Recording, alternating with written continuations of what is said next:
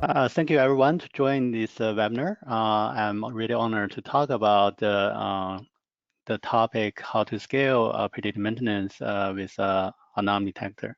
So before we actually jump into the detail, just want to quickly introduce myself. So I'm Tony Xin. I'm part of Azure AI at Microsoft. So my team has been working on multiple of decision AI, which aim to help the people and organization to make their decisions smarter, better, quicker, and in scale. So today, we are going to share about, one of the very powerful scenario our AI has enabled, which is predictive maintenance. And so, yeah, let's start. By the way, you can ask a question,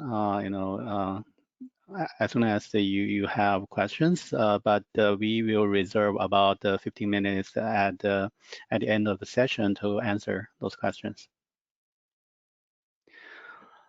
So for those of the audience who are not very familiar with predictive maintenance, actually it's not a new thing. So predictive maintenance techniques are really designed to help determine the condition of the equipment, especially those mission critical equipment, in order to estimate when the maintenance should be performed.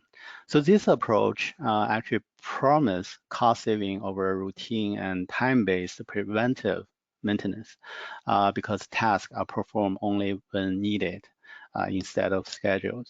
So actually there's a huge impact from this technology, but if you're only doing it right, because this is super important for those industries that is asset intensive, like energy, manufacturing, utility, healthcare, and a lot of other like defense, those sectors. So, for example, according to U.S. Department of Energy, implementing a predictive maintenance program can usually reduce equipment breakdowns, reduce the breakdown by 75%. And then this actually, reduce unplanned downtime cost estimated 50 minutes every year. So that's already a huge, business impact if we apply this technology right. So recently, with the AI adoptions and also the global trend of digital transformation, so we are seeing that AI is really accelerating predictive maintenance adoptions. So what this really means for the business and organizations and to the data scientists and engineers. So basically, there's a few things.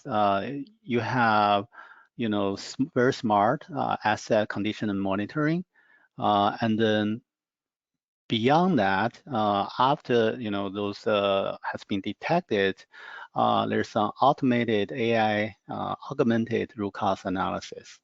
And then furthermore, you will have failure mode classification and based on that, prevention for the future similar pattern. And as a result, you can expect maximum ROI for your capital expenditure. So, in summary, this is a pretty significant and important technology and has a lot of, impact across the many sectors. So today we are going to talk about one of the Azure service my team has, the Azure Arm Detector, which is kind of the foundational technology, can empower this predictive maintenance scenario for a lot of companies and businesses. So why I say, anomaly detection is a very foundational and important technology for predictive maintenance because there's always small indication from the sensor signals of critical assets before major issue happens. So and identify those early signals in time and with accuracy, with less false positive, becomes super important. So this is a anomaly detection technology is really, some of the enabler and the key ingredients of this, AI-based anomaly detections, AI-based predictive maintenance. So today I'm going to talk more about the technology which can be used to help you to achieve this goal, and how you can build solution on top of that, both as a developer and applied data scientist.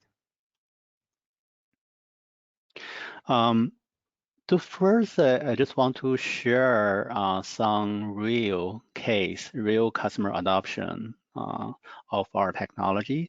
So for example, one of the very success case, I'm showing here in this slides is from Siemens Healthineers, which is using Azure Arm Detector to identify the anomaly in the X-ray tube production, because that is one of the key components in a very mission critical and expensive medical equipment.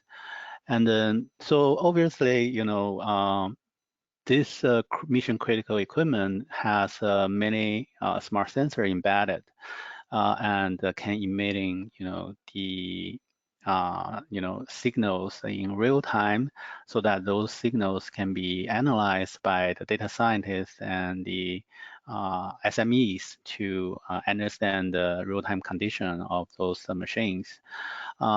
So traditional way is to use some machine learning tools to build out a custom model to achieve this goal. But Anomaly Detector actually make it super easy, because it's has the streamline the process of taking in multiple signals and then use those signals to understand the system health holistically instead of from a sensor level. So this way, Siemens can actually capture those, anomalies and, system, problems from really a holistic view instead of from each sensor perspective. So that's one of the case. It's more from the production, side of the house. And then, so we have also, many, use case also in the energy sectors. For example, the case I'm showing here. So I actually mask the real customer name here due to some legal issues. I use this Contoso as the name of this customer. So this customer is actually one of the leading, energy customers, which has oil platform across the world. So the problem they are trying to solve is how to scale their predictive maintenance, because the traditional way of doing that is either by building some in-house machine learning pipeline to build out the models for each critical equipment on the oil platform. But obviously that is not very scale because obviously you need a lot of very smart data scientists and to working on that for each specific equipment, and equipment are quite different, even they are sending out quite similar sensor signals, but you still have to build the custom models one by one. But imagine you have like 10,000 critical equipment, then that apparently become an issue of scalability. But leveraging the anomaly detector, this can really enable the citizen data scientists to be able to train and evaluate and get a result to see how this perform on some equipment and do some small adjustment and put that in production to really get a benefit. So as a result, this can help to prevent potentially millions of dollars loss annually from the potential equipment downtime. Yeah, so those are basically two scenarios just to illustrate how Azure Anomaly Detector can create a value to the business which is asset intensive. So there's a lot of sectors actually has this needs, and then. So what we are offering, so actually from Microsoft, there's multiple of products, especially from AI platform, we have this two product offering related to anomaly detection. So what's the difference between those two products? So one is the major topic today is Anomaly Detector, which is in a very simple form. So in a very high level, you can see that it's take time series data as input, and then you can get the right anomaly detection models, which will inference anomalies and provide the potential root cause. So matrix weather is another one, but it's not the major topic for today, but just want to quickly introduce that. So this is basically a higher level service with the design objective to be more easier to be used as a local no-code platform. For that purpose, it's has quite easy to use user interface, although in parallel it has the API for integration. So it also provides connectors to data source to make getting data from different data source kind of easier. So yeah, so it's a quite different product, with the capability aiming to democratize the some of the time series technologies. Yeah.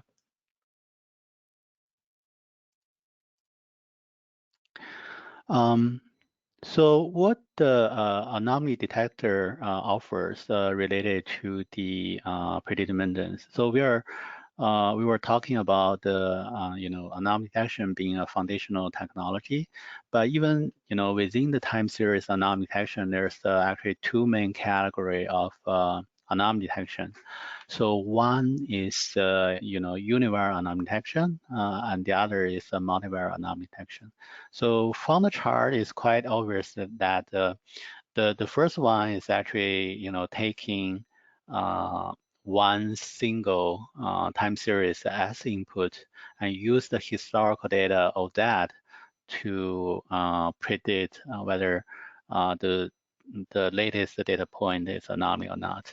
On the other side, the multivariate is a quite different technology.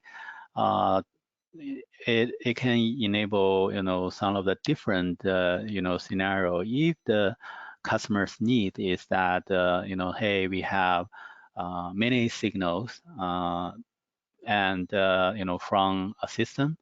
The system could be like the satellite, could be some of the critical equipment in utility or manufacturing.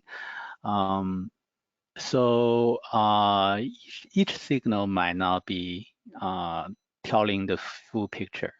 So the data science might need to look at all the signals, maybe potentially hundreds or even thousands of signals to make a call whether the asset condition is great or not. whether there's an action need to be taken. So as you can see, they have their own, unique, strengths and can be applied to different scenarios. So just quickly going through some, the first, the Univariate anomaly detection. So this one is kind of based on some AutoML, technology. So basically, how it can, be performing as a generic, time series, detection, service, and apply to many kind of signals showing up here. So the magic behind things is that it can, first analyze the feature of the incoming time series, and then to based on those potentially hundreds of features of each time series, and then make a smart decision and classification, and then to apply that result into selecting the best model and related parameters. So that's why it can perform so well on many different kind of signals. So and then you can see that the functionality and the API is pretty simple. So you can either do that in a batch way using the entire API, or you can do the kind of streaming kind of detection, use the last API.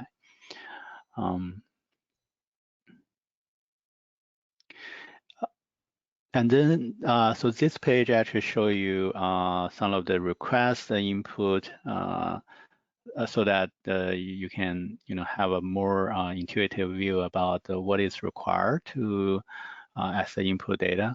So you can see that it's mainly a time series and some very simple parameters like sensitivity, anomaly ratio, granularities. So those are basically some of the very simple input required to make it work. And then obviously there's some, requirement or some of the best practice showing up here. So you can also find that details into the in our documentation side. But just to highlight a few that there's some data requirements, minimum and maximum data requirement per API call. And also to get the best result, you can adjust the sensitivity to basically adapt the result to your own business, because sometimes even for the same kind of data in different business and organization, you may have different interpretation of that.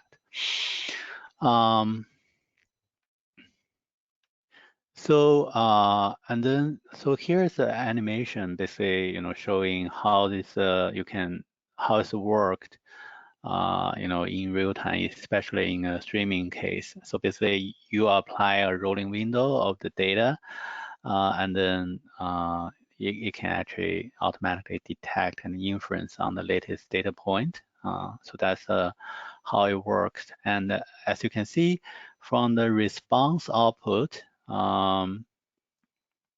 it's also pretty straightforward. Like the result is anomaly or positive anomaly or negative anomaly. Basically, it's whether you care up or down, and also and then as output, you have this upper margin, lower margin. Basically, is what basically you can use that to visualize the expected value range. Yeah.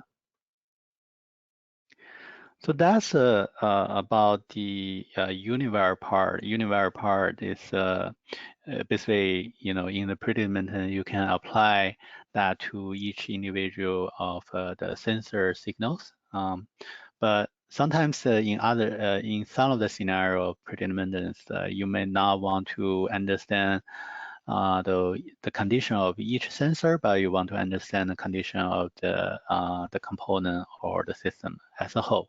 So then multivariate anomaly detection is more fit for that scenarios. As you can see that, so basically the left-hand side is pretty much the input. And then imagine that you have, 100 signals from very critical equipment. The sensor could be like pressure, temperature, vibration, everything. And then what you really want to achieve is that you want to understand this system condition holistically. So then multivariate anomaly detection become, a good technology for this purpose. And then the right-hand side is really more about the output. So this output is basically not only you have the result about, which time range, is being considered anomaly and by what kind of confidence, but also it provides some additional information to assist the maintenance engineer or SMEs to do this, root cause analysis. For example, you can understand, hey, which sensor is the main contributor based on this inference result, and also, which signal is more correlated with, other signals, something like that. So those signals can be further processed by the data scientists and or the engineers to help them to make judgment call about, hey, how real is this? Is that positive or not? Is that a major issue or not? So based on some, domain knowledge, from the SME or data scientists, they may say, hey, based on what we know and this result, we can say that this is a small issue, but if no immediate, if no attention or action being taken, this could become customer impacting issue, and the system will be brought down in like 1 week. So then some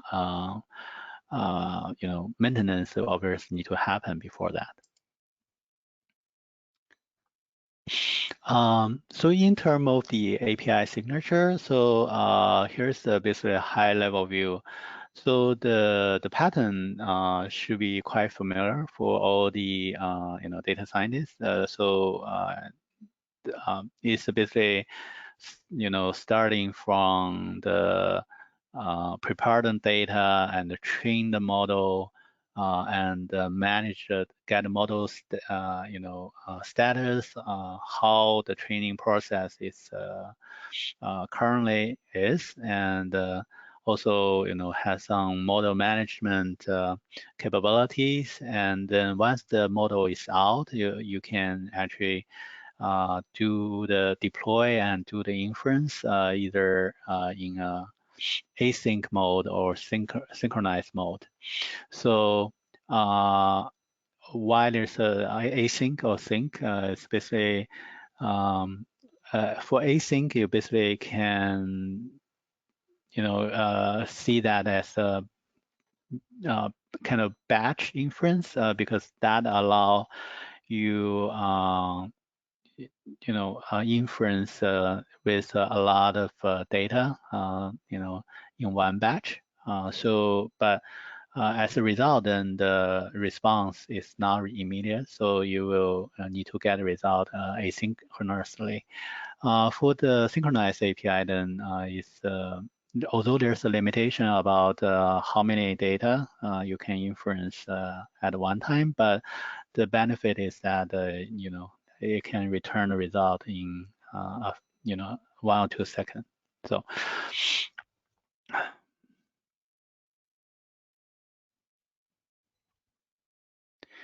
And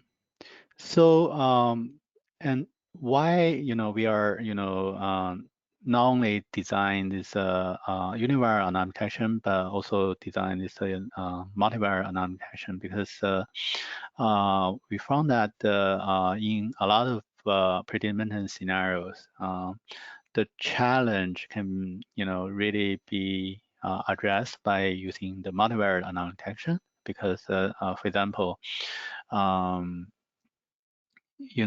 this sensor level, sometimes sensor level, condition monitoring may not be enough. Then also for some critical equipment, you may have like hundreds of signals. It's quite difficult for the traditional way to assess and monitor the condition holistically from the system level. And obviously, the manual rule setting is not a scalable way and generate a lot of false positives.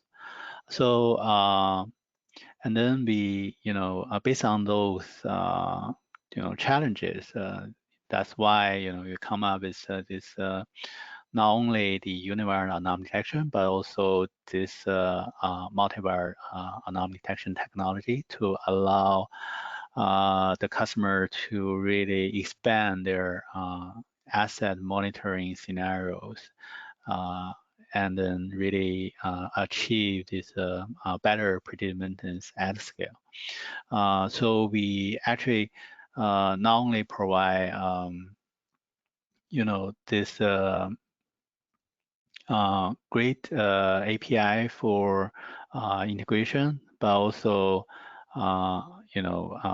provide the additional root cause analysis in the response, so that not only the anomaly detection result being showed, but also some additional information that are really useful for the downstream processing of the data scientists are being provided, like which signals are major contributors and by how much, and also how correlated any two signals are, and then whether those correlation has a significant fluctuations, and why those are anomalies, being determined by our system by confidence, how much confidence.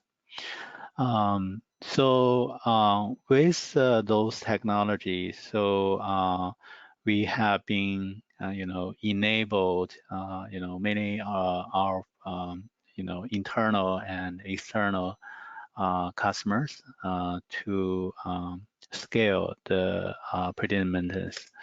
So we have been talking about the customer in the oil and gas field, and we also talk about in the healthcare equipment monitoring. So that's actually the real case that customers are applying our technology into their real scenario to help the predictive maintenance scenario, and as a result to reduce their costs and ensure their business continuity without unscheduled downtime. So how they are achieving this? So basically, they so this is basically technical overview about the anomaly detector, how they are applying that in one picture.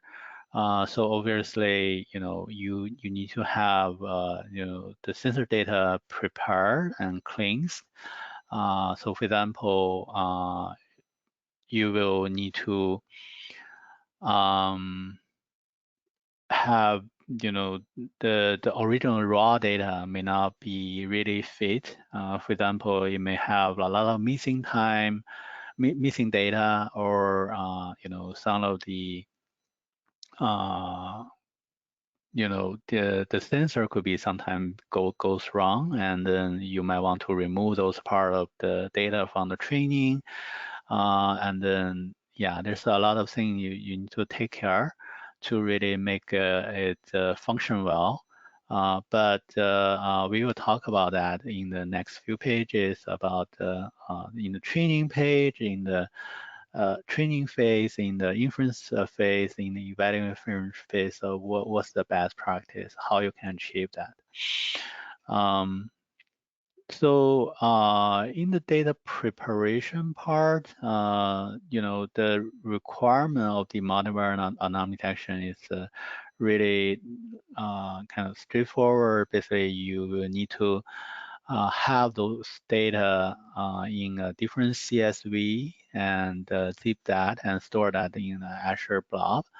So that is, kind of straightforward. We also provide a sample Jupyter notebook, which you can use as samples to actually achieve that. Some of the CSV preparation of zipping and zipping. Beyond that, some of the tips and the best practices you can consider to apply to get a better result. For example, try to reduce the anomalies in your training data set. How you can achieve that? If you have known equipment downtime or maintenance time duration, you can definitely try to remove those data. And then if you know that some sensors were behaving incorrectly, definitely remove those parts because that's a known anomaly for sure. And there's also, for example, there's some best practice that for the equipment before and after restart, those data, if you can remove that, that's actually can achieve a better result. And then you can also consider some feature engineering work based on your data scientists and SMEs suggestions. Because some of the SMEs sometimes know the best about those signals, and then they might have better suggestion about the feature engineering work. For example, maybe you can have a different features by adding sensor 1 data to the sensor 2 data and create a new feature. Those is a kind of more advanced feature engineering and might need some experimentation to get the right combination. But what we have been seeing is that even without feature engineering, we can got a pretty good result. So feature engineering is more like if you want to further improve the performance, those are the direction you can take. And then in the inference part, so we have provide a lot of information so that you can use to post-processing. So obviously, there's a whether the data is anomaly or not. There's a severity, there's a score you can use to further filter because the different business and team may have different threshold of what kind of severity can be considered as anomaly. So you definitely want to apply some threshold on the severity. So what's the difference between severity and score? So basically, score is what has been output as the raw things from the algorithm and models. Severity is kind of normalized thing from 0 to 1. So their root are the same. So you can choose either one to do the same. Yeah. And then Obviously, to really make scale this predictive maintenance, you will need to embed this key foundational technology into a bigger solution.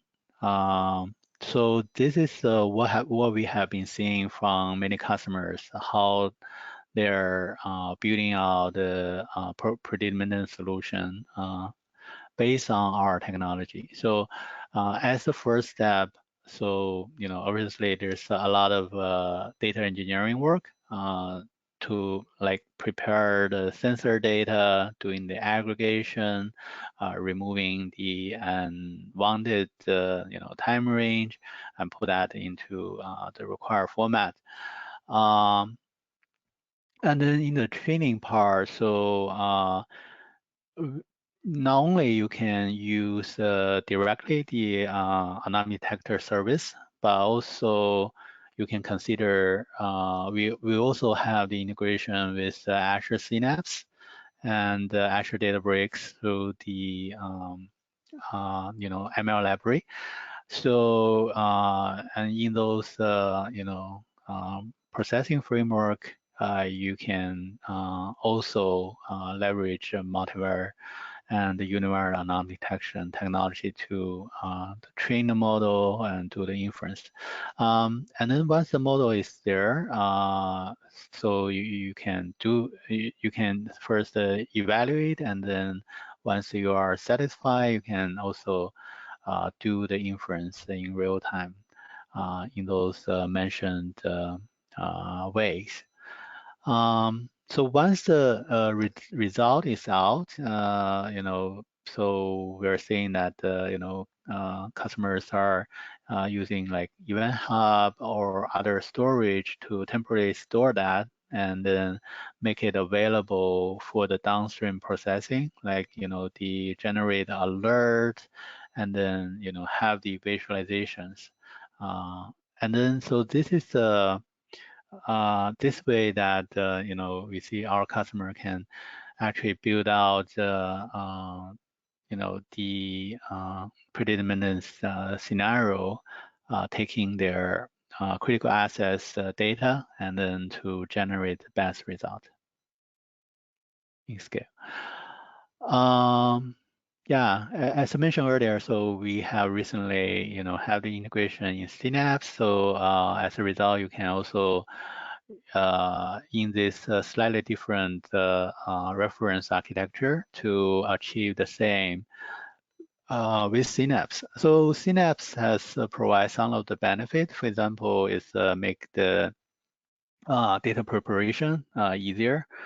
And then for the customers and data scientists who are already quite familiar with Azure Synapse, then and also if you have already workload on the Synapse, then it may be a natural selection for you. So, but whatever I showed in this page and previous page, those are both working.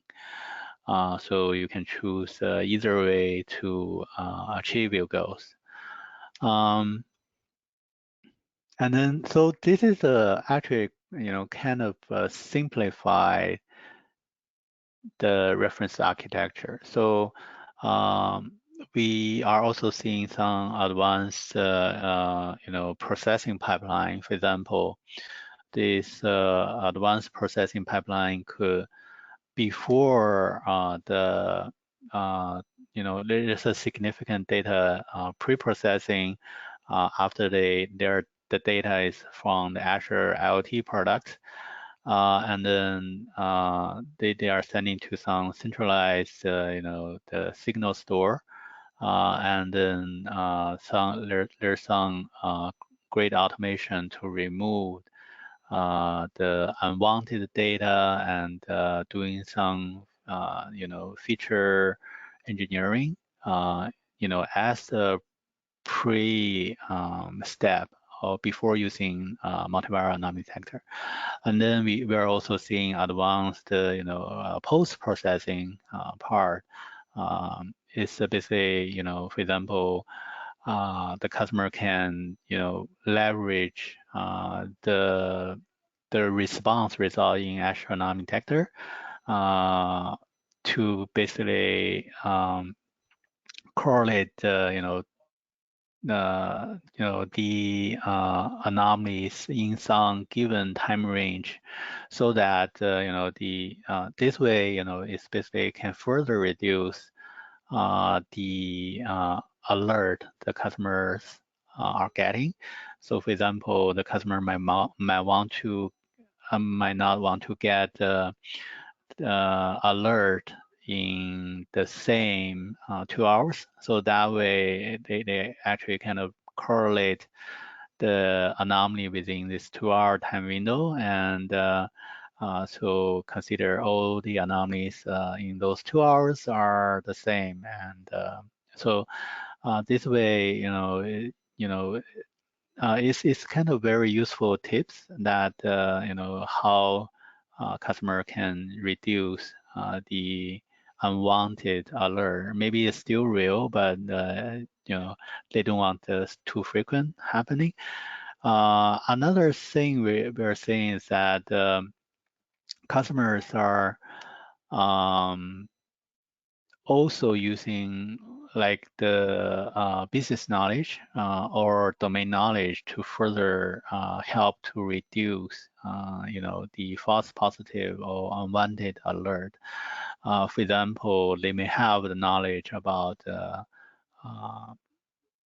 the maintenance time or downtime. So once that happens, obviously those alerts are unwanted because it's destined is obviously it will happen and trigger a lot of alert with the downtime or the maintenance time. So you may want to also do some post-processing, to suppress the anomaly from those time period. Yeah, let's so that's pretty much give us to the last two pages I want to present here. So beyond the multivariate anomaly detector, so what we are trying to envision, to further scale the predictive maintenance scenarios. So what we are seeing that there's a strong need to really enable the citizen data scientists to have a local and no-code environment to achieve the same pipeline and machine learning pipeline cycles. And then, so that is something we are envisioning and building. And then if you are, also interested in learning more, definitely contact us. We can, maybe chat offline about, private preview and some early piloting. So what is this about? So obviously you can see, great user interface, in part of its APIs. So that's enable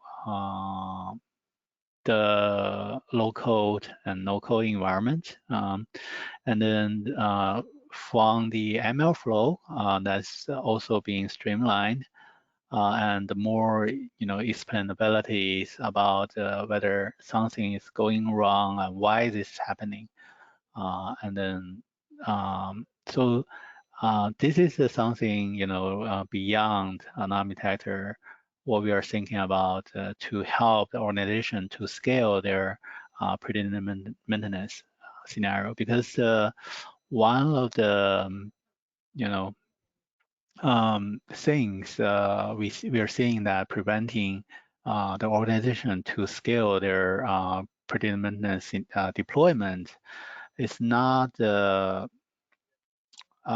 about the technology, but it's about how we can enable the regular person to have to train those sophisticated model and have the information available to help them to do the evaluation and triage. So that is something we think that great user interface and more downstream kind of extension will really help.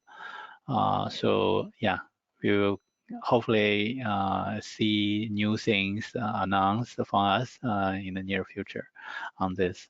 So if you want to stay in touch with us, so there's some of a communication channel you can register and join. And here's also some of the documentations and blogs, we can share later on in this, and notebooks about some of the sample code you can use in your scenarios. Yeah, so I think that's all about the content I want to present in this webinar. Let's move on to the Q&A session.